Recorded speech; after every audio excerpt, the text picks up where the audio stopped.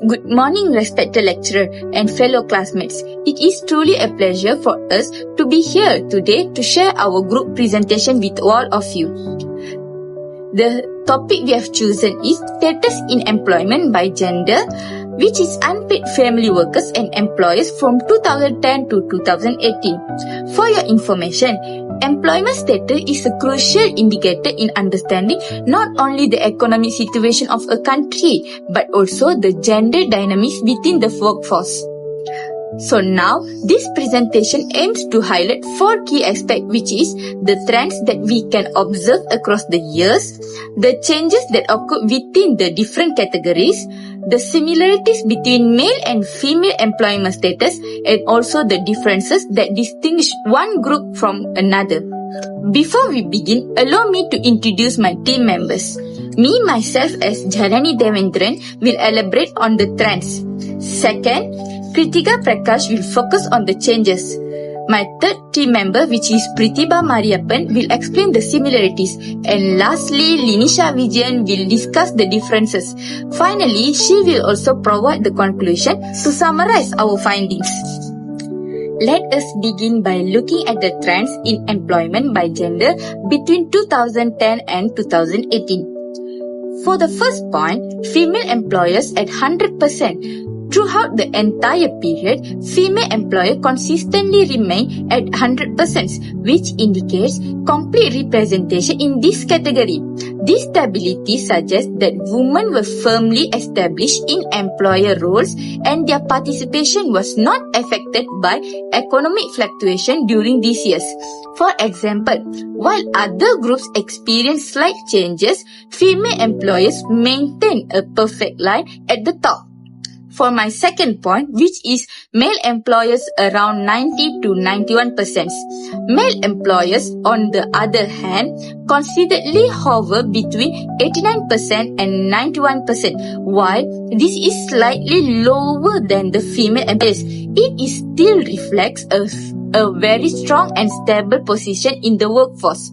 Their line shows only a minor fluctuation, meaning that the male employee category also remain relatively secure. For my third point, which is female unpaid family workers at 48%. Another stable trend can be seen with female unpaid family workers who consistently remain at 48% across all the years.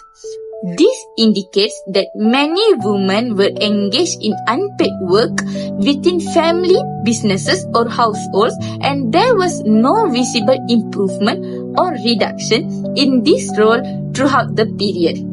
For my fourth point, which is male unpaid family workers fluctuated. By contrast, male unpaid family workers showed noticeable fluctuation. In 2011, the figures rose to almost 30%, but in the following years, it is steadily declined, eventually stabilizing between 15% and 18%. This reflects a shift away from unpaid roles for men, possibly as more men move into a paid employment or other work categories. For my last point, which is my fifth point, general trend, females steadier, males more variable.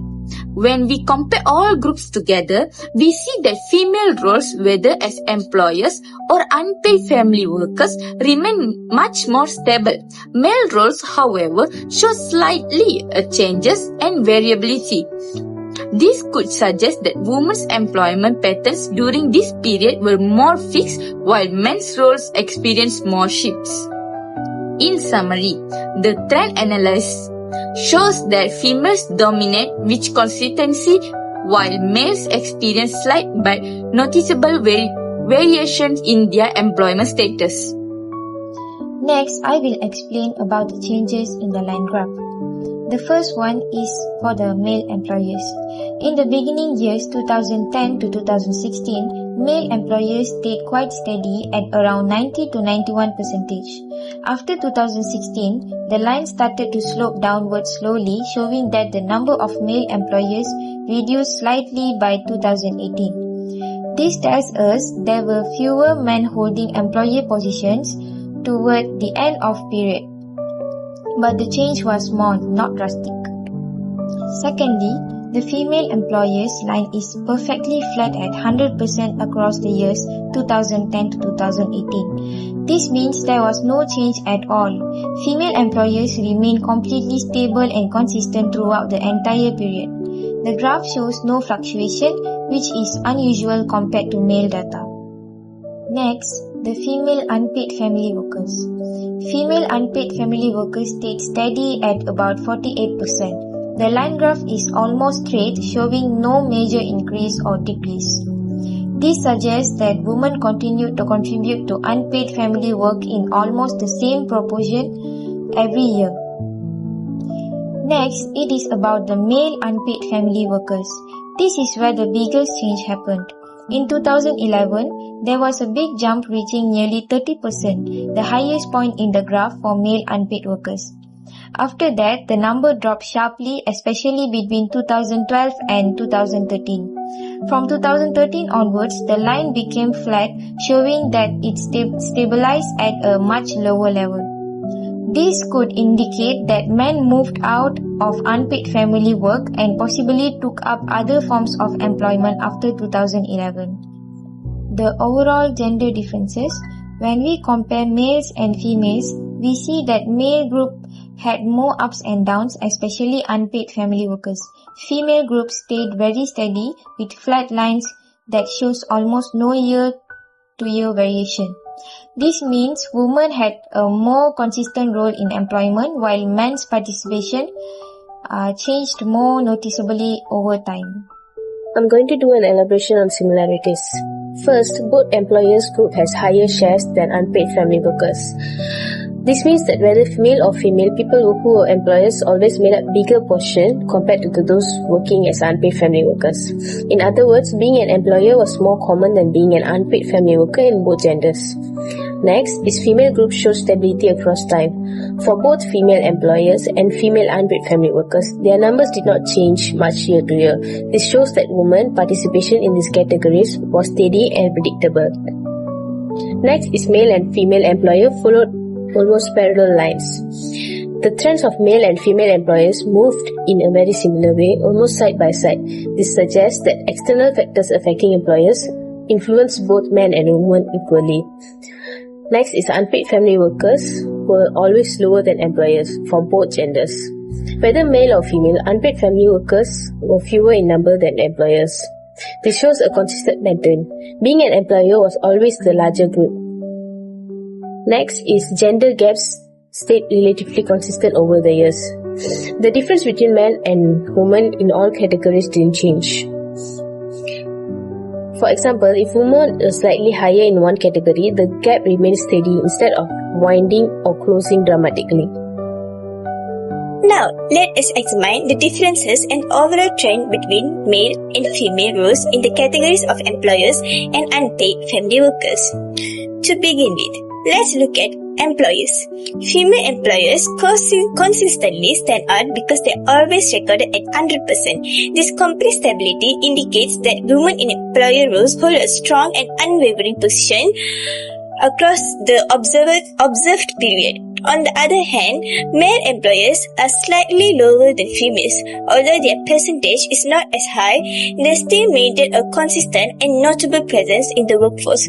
This shows that while both genders contribute as employers, the dominance clearly lies with females due to their stable full share. Next, when we shift our focus to unpaid family workers, another interesting trend appears. Female unpaid family workers are consistently higher than their male counterparts. This suggests that women take on a larger share of family-related responsibility without pay, and they maintain the role steadily across time. In contrast, male unpaid family workers show much more fluctuation. Their share rise and falls, which reflects less stability in their involvement compared to females. This difference highlights how gender roles in unpaid family work are shaped differently, with women taking a more consistent and perhaps expected role in this area. When comparing stability across roles, the picture becomes clearer. Female roles, whether as employer or as unpaid family workers, are marked by steadiness. They hold their position without major changes, showing long-term reliability. Male roles, however, are more variable both as employees and unpaid family workers. Men demonstrate shift and changes, which make their trend less predictable. This contrast emphasizes how women in both categories build stability, while men display more variability over time. If we now compare employees and unpaid family workers overall, we notice that in both male and female groups, employers dominate over unpaid family workers. In other words, the share of employers is higher than that of unpaid family workers for both genders. However, the gap between employers and unpaid family workers differs depending on gender. For females, the difference is larger and more distinct, especially because female employers are always at 100%. For males, older employers still lead. The difference is less consistent due to fluctuations seen among male unpaid family workers. So what can we conclude from this analysis? The general trend is that females dominate in both employer and unpaid family worker roles. Female employers hold complete stability at 100%, making them the strongest and most reliable segment. Male employers, although slightly lower, still remain consistent and strong. Female unpaid family workers are stable and higher than males, which underlines the steady contribution of women in family-related roles. Male unpaid family workers, however, show fluctuation reflecting their stability. Overall, females are not only dominate but also bring stability to both employer and unpaid family worker roles. In contrast, males play important roles but with more variability and change across time. This tells us that gender difference are not just about who is higher or lower, but also about the level of stability and consistency each group demonstrates in the workforce. Thank you. That's all from me.